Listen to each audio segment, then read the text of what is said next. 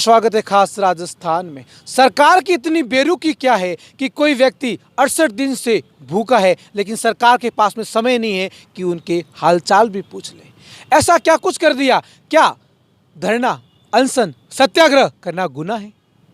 जो हथियार अपने गांधी जी ने, सरकार कहते कि हम गांधीवादी तरीका है, लेकिन ये गांधीवादी तरीका लग तो नहीं रहा है। सत्यता कुछ और है। 74 दिन से धरना चल रहा है। 270 किलोमीटर की यात्रा तय करेंगे, 22 जगहों पर रुकेंगे और दिल्ली कूच की घोषणा शमशेर गांधी ने कर चुके हैं। आप खुद एक बार लाइव सुन लीजिए उनसे। कब कर रहे हैं दिल्ली कूच? 30 तारीख को 11 बजे। 30 तारीख को 11 बजे। राजस्थान में सरकार कितनी गांधीवादी है और आपकी यात्रा को गुजरात सीमा में जाने से भी रोका गया, यहाँ तो दिल्ली में आका बैठे, जाने देंगे आपको? एक जगह एक बार नहीं 2 बार रोका गया, और जो खजूरी से हमें रोका गया वो बड़ा ही दुर्भाग्यपूर्ण था, और रोकने के बाद सरकार का सही तरीके से वार्ता नहीं करना और दुर्भाग्यपूर्ण था। 8 तारीख और 12 तारीख को जो कार्यक्रम थे उनमें हमने सरकार का सहयोग किया, इस आशा से कि सरकार की जो नकारात्मकता है वो सकारात्मकता में बदलेगी, लेकिन दुर्भाग्यपूर्ण इसमें हमारा अनुमान गलत निकला। हम गलत ठहरे, सरकार की नींद नहीं खुली और दुखी होकर के हमने दिल्ली का प्लान बनाया। दिल्ली कब पहुंचेंगे और दिल्ली में क्या कार्यक्रम रहेगा आपका? 11 बजे हम महात्मा गांधी जी की मूर्ति है वहाँ पे माल्यार्पण करेंगे। उसके बाद 4 दरवाज़ा दरगाह पे ज़ियारत करेंगे और उसके बाद आगे शनिधाम मंदिर है वहाँ पे दर्शन करेंगे और सीधे दिल्ली के लिए कूच कर जाएंगे। 22 जगह आएंगी, 9 जगह स्टे होगा रात को, और 9 दिन बाद यानी 8 तारीख को शाम को 7 बजे तक हम दिल्ली पहुंच जाएंगे। दिल्ली में क्या कार्यक्रम रहेगा? लगातार धरना दोगे?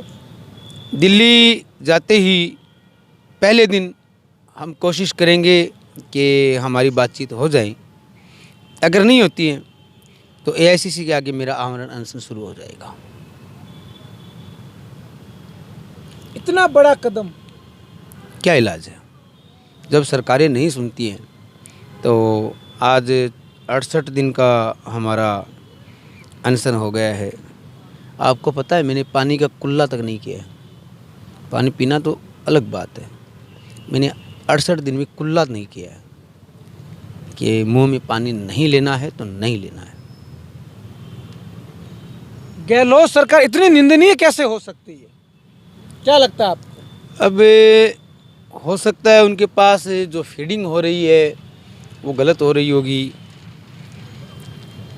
हमने सरकार के डाउट्स भी क्लियर किए हैं, जो पार्टी के डाउट्स मान लीजिए, सरकार के नहीं है, पार्टी के डाउट्स हैं जी, वो भी क्लियर किए हैं। ऐसी बात नहीं है कि क्लियर नहीं किए, और सक्षम स्तर से हमने जो बात करनी थी, अपने जो पैगाम पहुंचाने थे वो पहुंचा दिए और सरकार के पार्टी के पास पहुंच भी गए। आपको पता होगा हमारी पहली जो यात्रा थी इस पर धार्मिक रूप से सांप्रदायिक होने का आरोप लगाया गया था। हमने उस डाउट को जब क्लियर किया, उसके बाद सरकार ने कई प्रकार के सरकार के व्यक्तियों ने या पार्टी के व्यक्तियों ने, कांग्रेस पार्टी के व्यक्तियों ने हम पे इल्ज़ाम लगाए। कुछ लोगों ने कहा ये बीजेपी से मिला हुआ है, कुछ ने कहा ये एएमआईएम से मिला हुआ है, और कुछ लोगों ने कहा कि ये कांग्रेस के ही प्रायोजित कार्यक्रम है। यानी हमें हर तरीके से मारने की कोशिश की गई। बीजेपी वाले सोचते हैं ये कांग्रेस का प्रायोजित है क्योंकि हम उनसे नहीं मिलते। कांग्रेस वाले सोचते हैं ये बीजेपी का करवाया हुआ है, और मेरी धार्मिक पृष्ठभूमि को देखते हुए लोग सोचते हैं कि मैं एएमआईएम से जुड़ा हुआ हूँ। मैं यहाँ आपको पुनः स्पष्ट कर दूँ कि मैं सिर्फ 14,000 लोग, 64-65 लोग हैं, इनसे जुड़ा हुआ हूँ। इनके अलावा न तो मैं किसी पार्टी से जुड़ा हुआ हूँ और नहीं हमारे किसी आदमी का ऐसा कोई मंतव्य है। हमारा कैडर जो है, 3 कैडर का मैं एक कैडर मानता हूँ, ये जो अस्थायी शिक्षक हैं, इनका एक ही सपना है कि ये अपने जीते जी स्थायी शिक्षक के रूप में अपनी नियुक्ति देखें और इस साल के आखिर तक यानी 31 दिसंबर तक दुर्भाग्यपूर्ण है कि हमारे बहुत से साथी रिटायर हो रहे हैं। हमारी एक बहन का अभी मेरे पास मैसेज आया था जी। कि भाई साहब मैं 7 दिन बाद रिटायर हो रही हूँ, मुझे क्या मिलेगा? मेरे पास उसके लिए कोई जवाब नहीं था। हाँ, मैं इतना कहता हूँ कि मेरे प्राण रहने तक मैं लड़ाई लड़ता रहूँगा, चाहे इसका कोई भी नतीजा निकले। आपके माध्यम से पुनः मैंने पहले भी वसीयत की थी, अब भी वसीयत करता हूँ कि यदि मेरी मृत्यु होती है तो मुझे इसी सही स्मारक पर दफनाया जाए। कि मैं आप बड़ी घोषणा शमशेर बालू खान जी। बिल्कुल, अब जीना और मरने का सवाल है और व्यक्ति अपने उसूलों के लिए जीता है। व्यक्ति का जीवन लंबा हो या 2 दिन का हो, उसे अपने सिद्धांत जो हैं उन पे जीना चाहिए। मेरा परिवार राजनीतिक रहा है, ये सच है। मेरे भाई हैं वो राजनीति करते हैं, ये भी सच है। लेकिन मेरा राजनीति से दूर दूर तक कोई वास्ता नहीं है। मैंने सरकार को इतना ज़रूर कहा है कि ये लड़ाई मैं जीतूं या हारूं, अगर हारता हूं तो यहीं जयपुर में दफन होऊंगा, अगर जीतता हूं तो पुनः यदि कोई दबा कुचला जिसके लिए अन्याय होगा उसके साथ खड़ा होऊंगा। गांधी परिवार पर कितना भरोसा है? दिल्ली जा रहे हैं।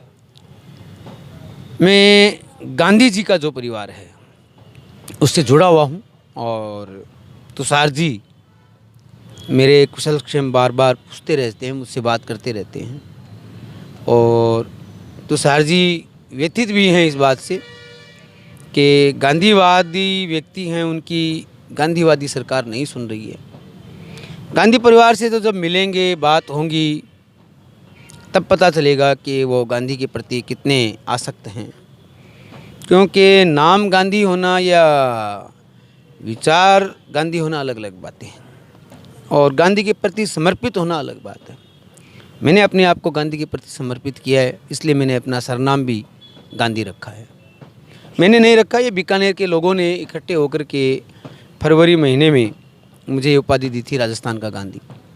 बीकानेर में काफ़ी लोग इकट्ठे हुए थे एक जगह और वहाँ पर मुझे बाकायदा राजस्थान का गांधी का नाम से उपाधि दी गई थी और मैंने इसे स्वीकार भी किया था। मैं कोशिश करूँगा कि गांधी के पद चिन्हों पर चल कर के कार्य कर सकूँ। एक चिंगारी सरकार को कहीं भारी न पड़ जाए, ये आग का रूप ले रही है और इसमें सरकार कहीं जल न जाए। अभी भी समय है, 2023 के चुनाव भी नज़दीक है, सरकार संभल जाए और अपने चुनावी वादे पूरे कर ले। ये खास रिपोर्ट रमेश देगड़ा के साथ में मैं कुलदीप चारण, शहीद स्मारक, जयपुर।